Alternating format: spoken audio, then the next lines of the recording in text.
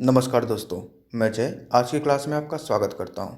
दोस्तों, हमारा आज का टॉपिक दशमलव भिन्न है। तो चलिए आज की क्लास को शुरू करते हैं और इस टॉपिक को क्वेश्चंस के थ्रू समझने की कोशिश करते हैं। यहाँ पे क्वेश्चन दिया हुआ है, नीचे दी गई प्रत्येक दशमलव भिन्न को साधारण भिन्न में बदलें। दशमलव भिन्न पहले समझते हैं ये क्या है। तो ऐसी भिन्ने जिनका हर 10 हो या 10 की घातों के रूप में हो। ठीक है, ऐसी भिन्ने जिनका हर जो है 10 हो या 10 की घातों के रूप में। 10 की घातों का मतलब 100, 1000, 10,000, लाख, 10 लाख, 10 की घातें। ठीक है, 100 का मतलब 10 पे 2 की घात, 1000 का मतलब 10 पे 3 की घात, 10,000 का मतलब 10 पे 4 की घात। तो देख रहे हैं ना, ये सारे के सारे 10 की घातों के रूप में हो। मैंने बोला ना, ऐसी भिन्ने जिसका जो हर है वो 10 हो या तो 10 की घातों के रूप में हो। 10 की घातों का मतलब 10 पे 2 की घात यानी 100। अगर 1000 लिखते हैं तो 10 पे 3 की घात हुई। 10,000 है तो 10 पे 4 की घात हुई। ठीक है, अब 1/2 को हम दशमलव भिन्न नहीं कहते हैं, वो साधारण भिन्न है। ठीक है, हालांकि हम उसे दशमलव भिन्न में हम 1/2 को बदल सकते हैं। ठीक है, एक में हम 2 से भाग देंगे तो कितना आएगा, 0.5, वो दशमलव भिन्न कहलाएगी। चलिए तो अब इस टॉपिक को शुरू करते हैं। 0.6, 0.6 या इंग्लिश में कहते हैं 0.6। 0.6 को साधारण भिन्न कह रहा है कि साधारण भिन्न में बदलें इसे। तो क्या करेंगे, अभी मैंने कहा कि ऐसी संख्याएं जिसके हर में 10 हो। ठीक है, तो अब देखिए हम यहाँ से काउंट करेंगे 0.6। ये इधर हमारे दशमलव की बाएं तरफ देखिए 0 लिखा हुआ है, तो उसकी कोई वैल्यू नहीं है। दशमलव के बाएं तरफ इधर 0 लिखा हुआ है ना, ये 0 लिखा है, 0 लिखा है नहीं दशमलव के बाद बाएं तरफ, तो इसकी कोई वैल्यू नहीं है। ठीक है, इसकी कोई वैल्यू नहीं है। 0.6 बचा। ठीक है, 0.6 को हमने लिखा 6 और बटा में 10। अब ये 10 क्यों लिखा है मैंने, अभी मैंने आपको बताया कि हर में 10 होना चाहिए या 10 की घातें होनी चाहिए। अब 10 कैसे बनता है, दशमलव के दाहिनी तरफ जितने अंक होंगे, दशमलव ये रहा, उसके दाहिनी तरफ ऐसे हम बढ़ते हुए जाएंगे तो जितने अंक होंगे एक पे हम उतने शून्य लगा देंगे। दशमलव के दाहिनी तरफ हम बढ़ रहे हैं, दशमलव ये है, दशमलव के दाहिनी तरफ हम बढ़ रहे हैं। दशमलव के दाहिनी तरफ 6 है, 6 के बाद कोई संख्या नहीं दी गई है ना, तो हमने अंश में 6 लिख लिया, अंश में 6 लिख लिया, बटा में हर में 1 लिखा, 1 लिखा। ठीक है, और 1 पे मैंने क्या कहा, दशमलव के दाहिनी तरफ जितने अंक हैं 1 पे हर में हम उतने शून्य लिख लेंगे। तो दशमलव के देखिए दाहिनी तरफ 6 है, यानी 1 अंक है ना, सिर्फ 1 अंक है, तो उस 1 पे हमने 1 शून्य रख लिया, 10 हो गया। तो हमारे भिन्न क्या बनी, 6/10। 6/10 बनी ना, ये पूरी की पूरी भिन्न बनी हमारी। हमने क्या किया, दशमलव 6 लिखा था तो पहले 6 को अंश में रख लिया या अंश में रख लिया। ठीक है, बटा में लगाया। अब हर में हम क्या लिखेंगे, तो दशमलव के दाहिनी तरफ, पहले तो दशमलव के दाहिनी तरफ जितनी संख्याएं हैं उसको आप अंश में लिख लीजिए। दशमलव के दाहिनी तरफ कितनी संख्या है, तो एक ही संख्या है 6, उसको हमने अंश में रख लिया। बटा में हर में क्या करेंगे, दशमलव के दाहिनी तरफ जितनी संख्याएं हैं 1 पे 1 हम लिख लेंगे और उस पे उतने शून्य रख देंगे। तो दशमलव के दाहिनी तरफ एक ही संख्या है ना, 6, तो 1 पे हमने 1 शून्य रख लिया, तो इसको हम लिख लिए 6/10। दूसरा क्वेश्चन करते हैं। इसको समझिएगा। 0.76 लिखा हुआ है, तो पहले जो 76 है इसको हमने अंश में लिख लिया, बटा में कर लिया, 1 लिख लिया। अब मैंने क्या कहा था, दशमलव के दाहिनी तरफ जितने अंक लिखे हैं हम 1 पे उतने ही शून्य रख लेंगे।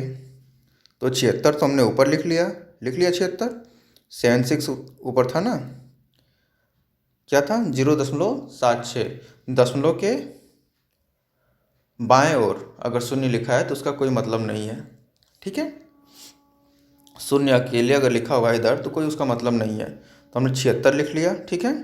76 बटा में 1 लिख लिया, और 1 पे दशमलव के दाहिनी तरफ जितने अंक हैं, तो 2 अंक है, एक अंक 7 है, दूसरा अंक 6 है। एक अंक 7 है और दूसरा अंक 6 है, तो 1 पे हम 2 शून्य रख लिए, तो हमारी संख्या क्या बनी 76 बटा में 100, ठीक है। अब इसको तोड़ के देख लीजिए, इसको जब आप तोड़ेंगे 76 बटा में 100 को, तो आपका आएगा 19 बटा में 25। 19 बटा में 25, 4 से कट जाएगा ना 76, 76 4 से कटेगा 19 बार में, और 4 से 100 कटेगा 25 बार में, तो 19 बटा में 25 आपका उत्तर हो जाएगा। ये साधारण भिन्न हो गई आपकी, 0.76 को आपने बदला साधारण भिन्न में, तो आपका आएगा 19 बटा में 25, ठीक है। सी क्वेश्चन में देखिए लिखा हुआ है 0.025, ठीक है, 0.025। अब इसको कैसे करेंगे, तो जो संख्या है पहले उसको लिख लिए, तो हमने यहाँ पे 25 लिख लिया। 25 के आगे अगर हम शून्य लिखते, किसी संख्या के आगे अगर हम शून्य लिखते हैं तो उस शून्य का कोई मतलब होता नहीं है, ठीक है। तो हमने 25 लिख लिया, बटा में अब मैंने क्या कहा था कि दशमलव के दाहिनी तरफ जितने संख्याएं हैं, जितने अंक लिखे हैं, 1 पे उतने हम शून्य बढ़ा देंगे। अब दशमलव के बाद पहला अंक क्या है, शून्य है, तो 1 शून्य लिखा यहाँ पे। दूसरा अंक क्या है, 2 है, तो 2 के लिए 1 शून्य लिखा। तीसरा क्या है, 5 है, तो 5 के लिए 1 शून्य लिखा। तो क्या बनी संख्या, जो हमारा भिन्न में बदलेंगे तो क्या बनेगा वो भिन्न, 25 बटा में 1000। नीचे हमारी जो संख्या बनी वो 1000 बनी, और ऊपर की जो संख्या है वो 25, तो 25 बटा में 1000 हमारा हुआ। और 25 से 1000 को काटेंगे तो 25 से कम 25, ये 1 हो जाएगा, और 1000 को काटेंगे तो 40 बार में कटेगा। ये हमने यहाँ पे लिख दिया उसी को नीचे। ये हो गया आपका उत्तर साधारण भिन्न में। इसको जब हम लोग बदलेंगे तो 0.025, इसको जब हम बदलेंगे तो 1 बटा में 40 हमारा उत्तर हो जाएगा, ठीक है। अब आइए डी को देखिए। डी क्वेश्चन लिखा है 3.008। अब इसको साधारण भिन्न में बदलेंगे तो 3 जो है आगे, उसको आगे हम लिख लेंगे, ठीक है, उसको सही बोलते हैं, 3 सही। अब अंश में हम क्या लिखेंगे, 0.008 लिखा हुआ है, तो हम अंश में 8 लिख लेंगे, क्योंकि 8 के आगे 0 लिखा है, तो शून्य की कोई वैल्यू नहीं होगी वहाँ पे, ठीक है, इसलिए हम शून्य वहाँ पे नहीं रख रहे हैं। अब 8 बटा में अब 1 लिख लेंगे, और 1 पे शून्य, शून्य और 8, देखिए कितने अंक हुए, 3 अंक हुए ना। दशमलव के बाद 1 शून्य, दूसरा भी शून्य, तीसरा ये 8, 3 अंक हुए, तो हम 3 शून्य यहाँ पे रख देंगे, ठीक है। तो 8 बटा में 1000, यानी 8 से अगर 1000 को हम काटेंगे तो 125 बार में कटेगा, तो 3 सही, 1 बटा में 125, ठीक है। ये हमारा उत्तर हो जाएगा, ठीक है। मेरे ख्याल से आपको समझ में आ गया होगा ये। चलिए नेक्स्ट क्वेश्चन को देखते हैं। अब देखिए ये नेक्स्ट क्वेश्चन है आज का हमारा जो टॉपिक है वो एक बेस टॉपिक है। इसके बाद हम 2 और क्लासेस लेंगे। तो चलिए इसको क्वेश्चन को देखते हैं।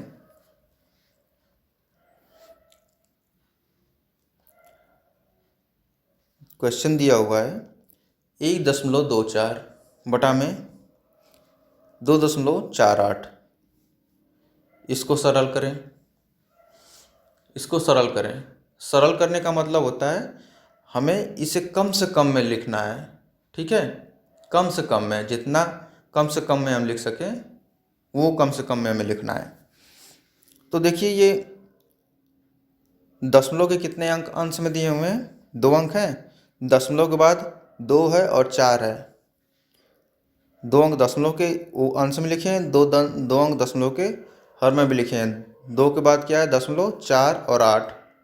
ठीक है, तो हम क्या करते हैं, एक तो आप रूल समझ लीजिए कि कैसे सॉल्व होता है, उसके बाद मैं एक ट्रिक बताऊंगा आपको। जो रूल कहता है, रूल के हिसाब से हम अंश और हर दोनों को दशमलव से मुक्त करेंगे। ठीक है, अंश और हर दोनों को हम दशमलव से मुक्त करेंगे। तो दशमलव से मुक्त करने के लिए क्या करना होगा?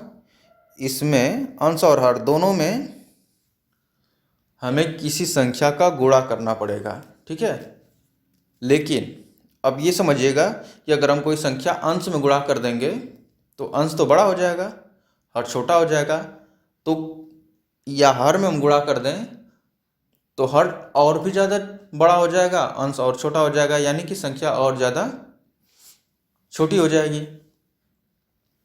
तो इसके लिए हम जिस संख्या का भी गुणा करेंगे अंश में, उसी संख्या का हम हर में भी गुणा करेंगे।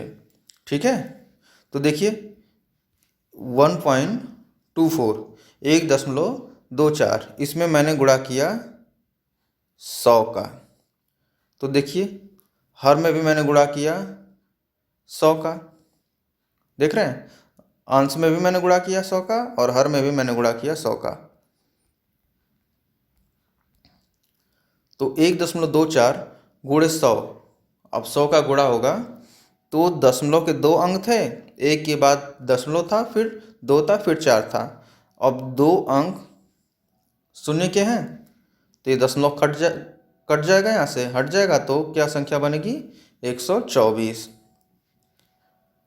दूसरा देखिए, हर में 2.48, इसको मुक्त कराएंगे, 100 से गुणा करेंगे तो 2 अंक ये शून्य है, 2 शून्य है और दशमलव के 2 अंक है, तो दशमलव के 2 अंक खत्म हो जाएंगे तो 248 हो गया।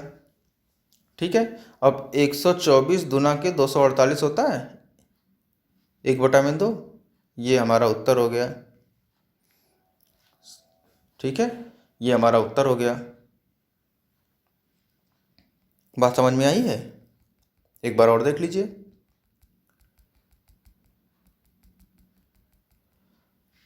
हम करेंगे क्या?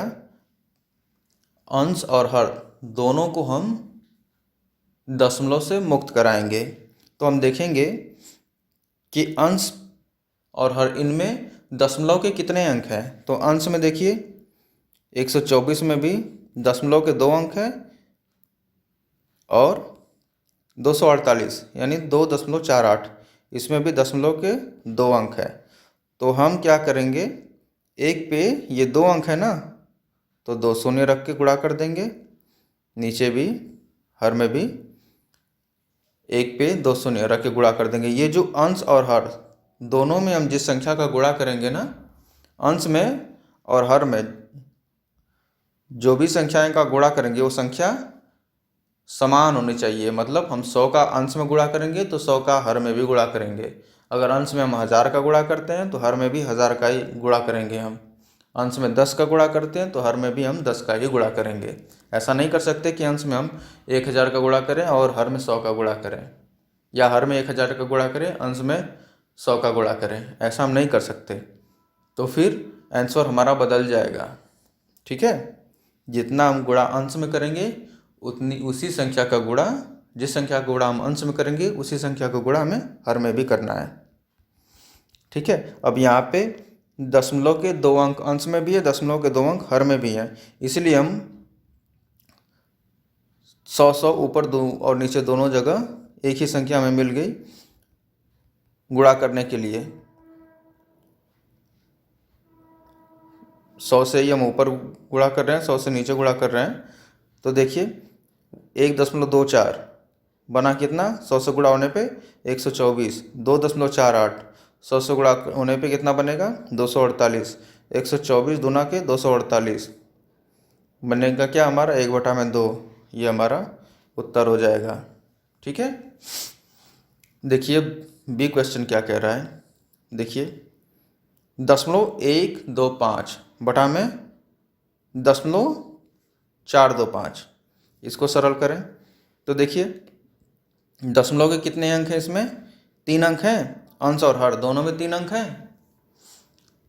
तो हमें मुक्त कराने के लिए क्या करना होगा, 1 पे 3 शून्य रख लिया, इसका हमें गुणा करना होगा। ठीक है।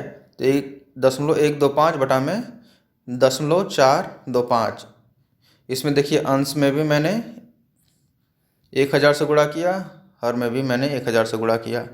ठीक है। तो अंश जो है आपका 0.125 कितना बन जाएगा, 1000 से गुणा होगा तो 125, और हर जो है 425, ये 425 बन जाएगा। अब 25 से काटिए इनको, तो 25 पाँचे 125, और 25 का जब हम 425 में भाग देंगे तो जाएगा 17 बार में।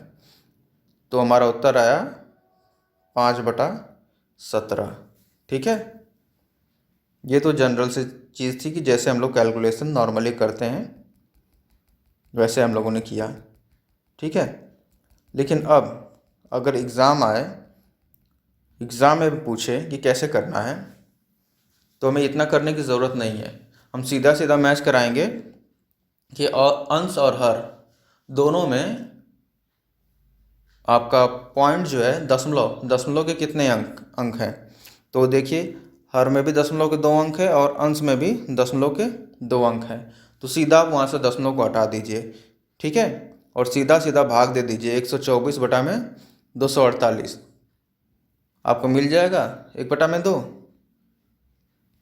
आपका उत्तर हो जाएगा। वैसे ही इसमें मैच कराइए, दशमलव के कितने अंक हैं, 3 अंक हैं अंश में, दशमलव के कितने अंक हैं, हर में 3 अंक हैं। दशमलव को आप यहाँ से हटा दीजिए, दोनों जगह से दशमलव हट गया, 125 बटा में 425 काटिए, सीधा 5/17 आपको उत्तर मिल गया।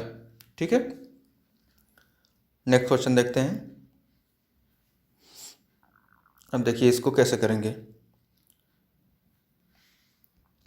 अब वहाँ पे जो क्वेश्चंस दिए थे उसमें अंश और हर दोनों में जो दशमलव के अंक थे वो समान थे। ठीक है। दोनों में दशमलव के अंक समान थे। अंश में 2 दशमलव के अंक थे तो हर में भी 2 दशमलव के अंक थे। ठीक है।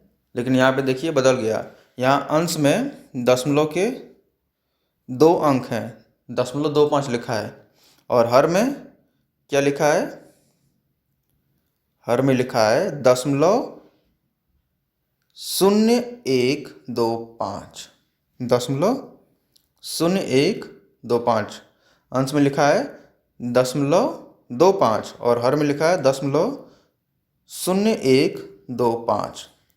ये हमने यहाँ पे लिख लिया 0.25 बटा में 0.0125। अब याद करिए मैंने पीछे बताया था कि जिस संख्या का हम अंश में गुणा करेंगे उसी संख्या का हम हर में भी गुणा करेंगे, और हमें मुक्त कराना है। अंश और हर को हम मुक्त कराएंगे दशमलव से। दशमलव से मुक्त कराने के लिए 1 पे दशमलव के बाद जितनी संख्या है उतने 0 1 पे हम रख लेंगे। देखिए अब इसमें देखिए, तो इसमें क्या करेंगे, अंश और हर दोनों को देखेंगे कि किसमें दशमलव के ज़्यादा अंक हैं। ठीक है। दोनों को हम देखेंगे कि किसमें दशमलव के ज़्यादा अंक हैं। तो ऊपर देखिए दशमलव के अंश में 2 ही अंक है ना, 0.25, इसमें तो दशमलव के 2 ही अंक है ना, 0.25 यही है ना इसमें। और इसमें कितने अंक हैं, ऊपर दशमलव के 2 अंक है और नीचे दशमलव के कितने अंक हैं? दशमलव के बाद 0, 1, 2, 5 यानी 4 अंक है। ठीक है, तो करते क्या है इसमें कि जो संख्या जो है दशमलव के बाद जिस संख्या में ज़्यादा अंक होते हैं, अंश में अगर ज़्यादा अंक हैं तो अंश को मुक्त कराएंगे, हर में ज़्यादा अंक हैं तो हर को मुक्त कराएंगे, और जब मुक्त कराएंगे ना तो ऑटोमेटिकली हमारा दूसरी जो संख्या है, दूसरा जो अगर हम हर को मुक्त कराते हैं तो अंश भी हमारा मुक्त हो जाएगा। देखिए कैसे होता है। 4 अब देखिए दशमलव के बाद यहाँ पे हर में था 0, 1, 2, 5, तो हम क्या करेंगे 1 लिखेंगे और 4 थे ना, ये हर में दशमलव के 4 अंक है ना, तो 1 पे क्या रखेंगे 4 ठो शून्य रख देंगे, 4 ठो शून्य रख दिया। अब इसी से अंश में देखिए 2 दशमलव के अंक थे, इसलिए हम हर में जो 4 अंक थे इसलिए हम यहाँ पे जो गुणा करेंगे वो 10,000 से करेंगे। अब देखिए 10,000 से मैंने हर में गुणा किया है और इसी 10,000 से मैंने अंश में भी गुणा किया है। देखिए मैंने कहा था ना कि हर और अंश दोनों में हम समान अंकों का गुणा करेंगे। ठीक है,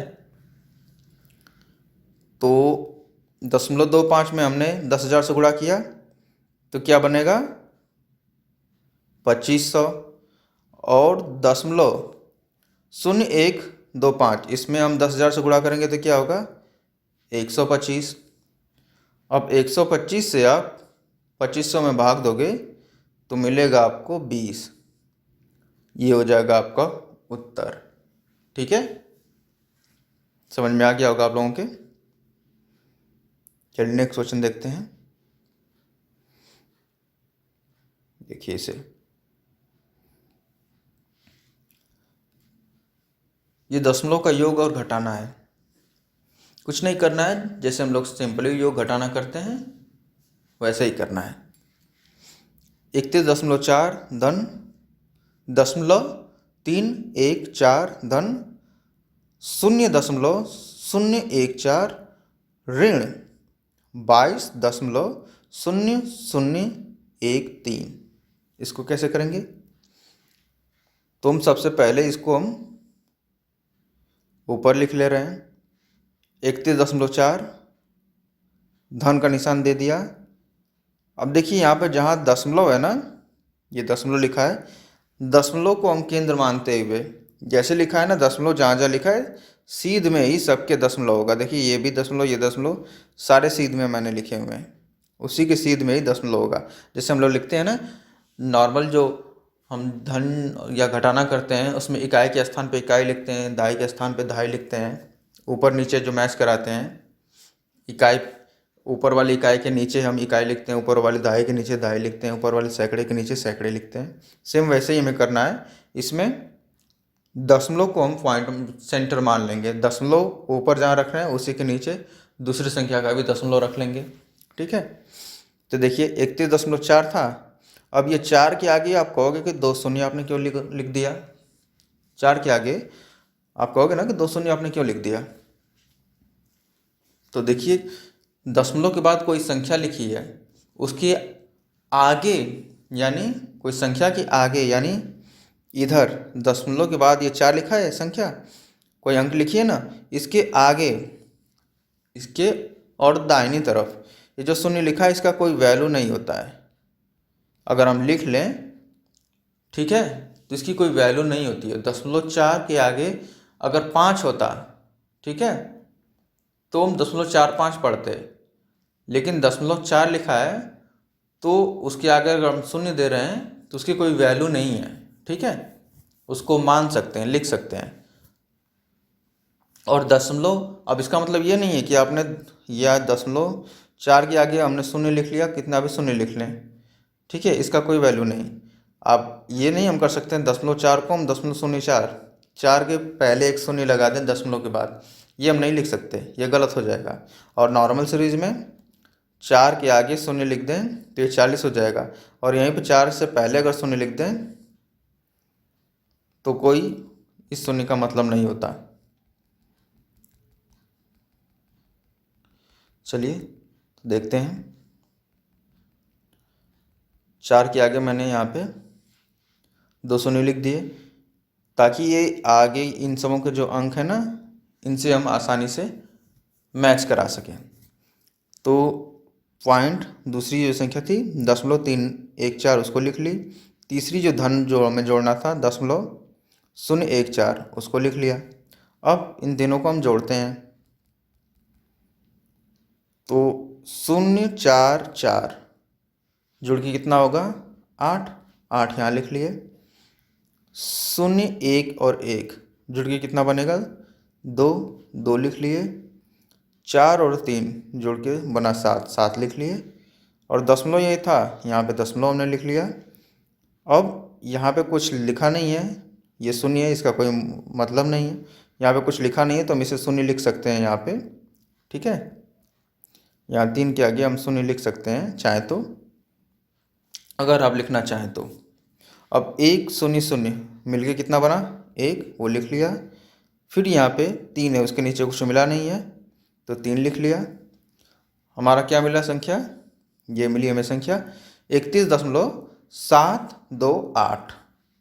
अब उसको हमने यहाँ पे लिख लिया 31.728 ऋण। अब ये हमें जो घटाना था उसको हमने यहाँ पे लिख लिया, यहाँ पे लिख लिया ऋण 22.0013। अब यहाँ पे आप कहोगे, देखिए यहाँ पे शून्य मैंने यहाँ पे तो 728 ही हमें मिला था ना, यहाँ पे मैंने शून्य भी लिख दिया है। क्यों, अभी मैंने बताया ना कि दशमलव के बाद जो है कोई अंक दिया हुआ है उसके दाहिनी तरफ हम लिखें तो शून्य की कोई वैल्यू नहीं होती है, हम लिख सकते हैं उसे, उससे उसके मान में कोई अंतर नहीं आएगा। तो हमने इसलिए 8 के आगे शून्य लिख दिया ताकि हम आसानी से कैलकुलेशंस कर सकें, ठीक है। तो अब देखिए शून्य है, शून्य में से 3 तो जाएगा नहीं। अब नॉर्मली हम जैसे घटाते हैं वैसे ही घटाएंगे, शून्य में से 3 जाएगा नहीं। शून्य जो है 8 से उधार लेगा, 1 मांगेगा तो 8 1 दे देगा शून्य को, तो शून्य कितना हो जाएगा 10 और 8 बन जाएगा 7। अब 10 में से 3 गया तो मिला 7। अब ये ध्यान दीजिए 8 की जगह 7 हो चुका है, 7 में से 1 गया 6, 2 में से शून्य गया 2, 7 में से शून्य गया 7, 7 में से शून्य गया 7। अब देखिए यहाँ पे 1 में से 2 जाएगा नहीं तो 1 जो है 3 से 1 उधार लेगा तो 1 बन जाएगा 11, 11 में से 2 गया 9 और 2 में से 2 गया 0। तो ये हमें मिला, ये हमारा उत्तर हो जाएगा, ठीक है, ये हमारा उत्तर हो जाएगा। चलिए नेक्स्ट क्वेश्चन देखते हैं, ध्यान दीजिएगा इसको।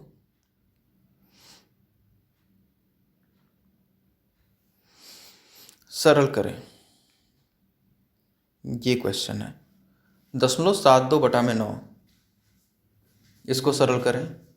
तो अभी मैंने बताया कि हम जब सॉल्व करते हैं तो पहले जो है दशमलव के अंक जो हैं उनको हम दशमलव से मुक्त करना चाहते हैं। हम पहले दशमलव के जो अंक हैं उनको दशमलव से मुक्त करते हैं, ठीक है। तो देखिए हर में तो कोई दशमलव है नहीं, 9 सीधे लिखा है और अंश में दशमलव के 2 अंक हैं, तो 1 पे हम 2 शून्य रख लिए। देखिए 1 पे 2 शून्य का मतलब 100। अब 100 से हम अंश में जब गुणा करेंगे तो 100 से हमें घर में भी गुणा करना पड़ेगा, तभी तो वैल्यू कोई बदलेगी नहीं। 100/100 बराबर 1 हो जाएगा, 1 का किसी में हम गुणा करें तो वही अंक बनेगा। तो 100 का हम अंश में गुणा कर रहे हैं तो 100 का हमें हर में गुणा करना पड़ेगा।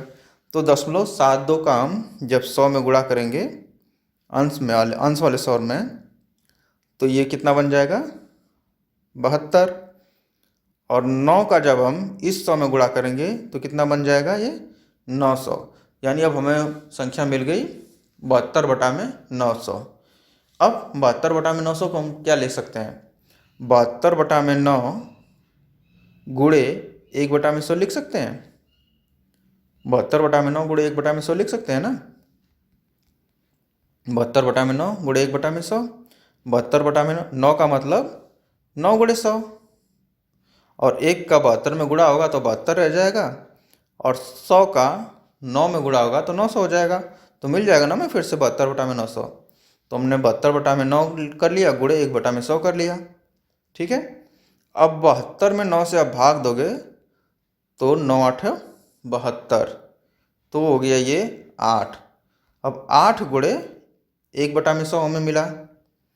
8 गुणे 1/100 अब संख्या हो गई ना। अब 8 जो है उसके नीचे कुछ नहीं है, हम 1 मान लें। अब 8 का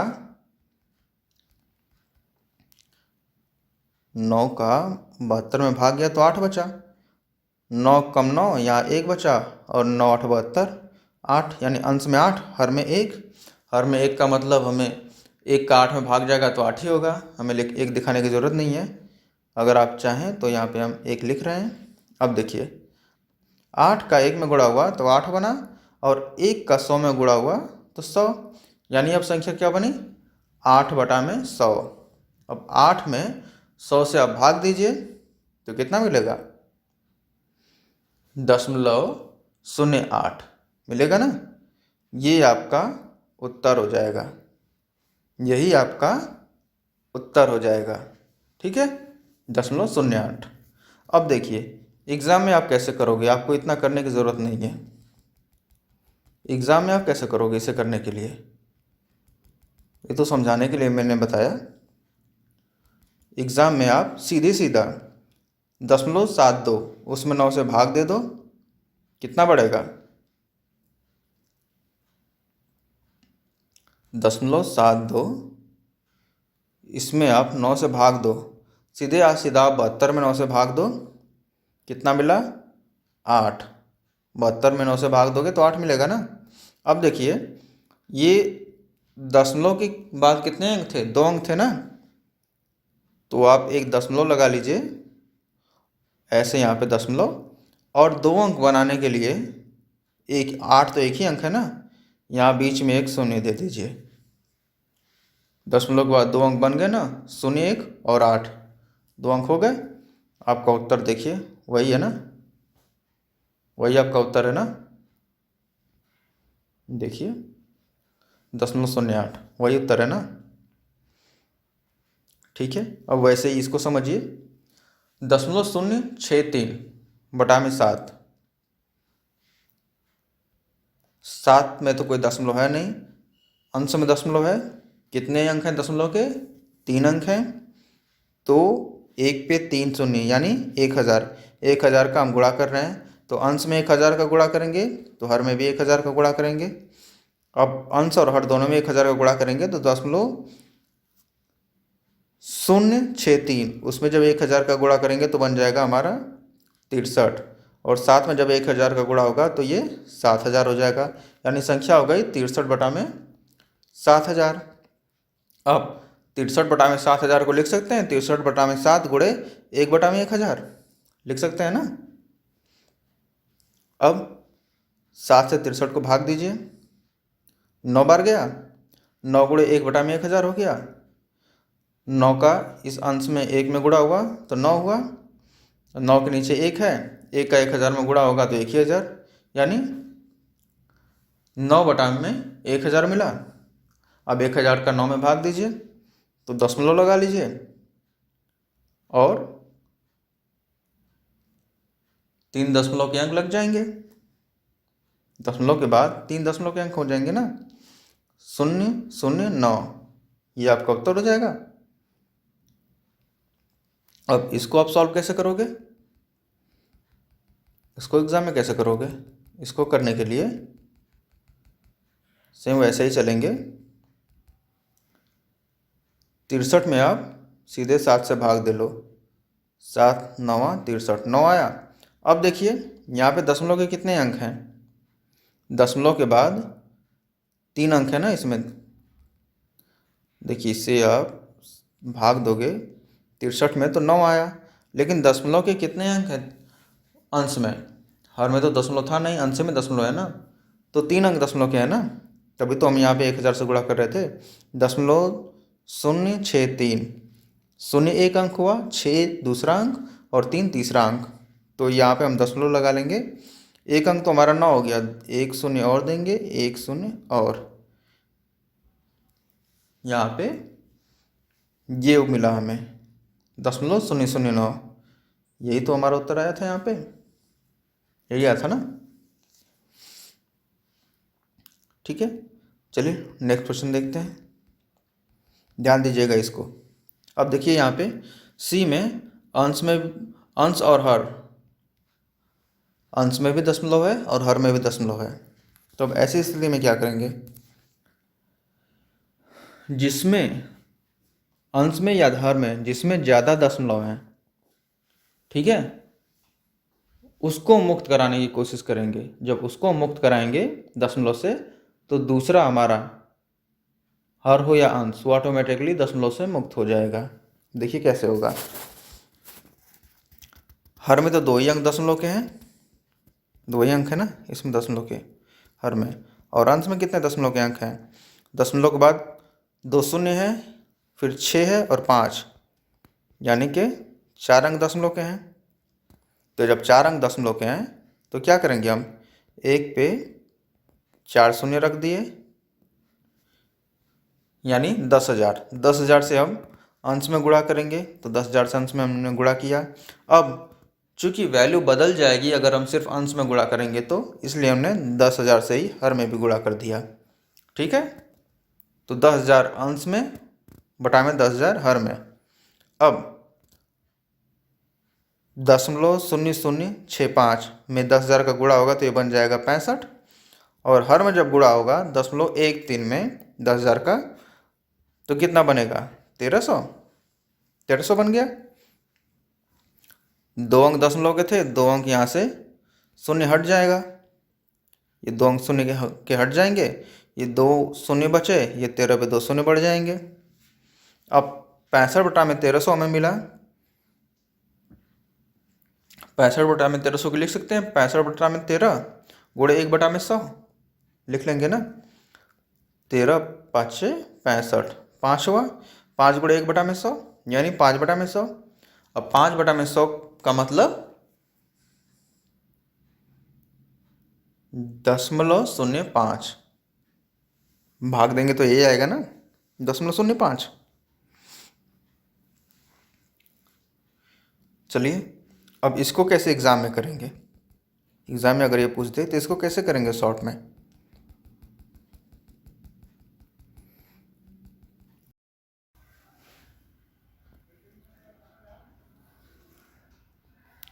देखिए एग्ज़ाम में अगर पूछे तो 13 का सीधे हम 65 में भाग दे देंगे, तो कितना आया, 13 5 65, 5 आया। अब अंश में कितने दशमलव के अंक हैं, 4। हर में कितने दशमलव के अंक हैं, 2। अब इस 4 में से 2 को घटा दीजिए, ठीक है, 4 में से 2 को घटा दीजिए, कितना बचा, 2 बचा ना। अब 2 अंक दशमलव के हम यहाँ पे लगा देंगे, यहाँ पे दशमलव लगाएं, एक अंक हमारा 5 पहले से ही, 5 के अब आगे एक शून्य लगा देंगे, ये हमारा उत्तर मिल गया। देखिए यही है ना उत्तर, 0.05 हमें उत्तर मिल गया। ठीक है, तो चलिए आज के लिए इतना ही।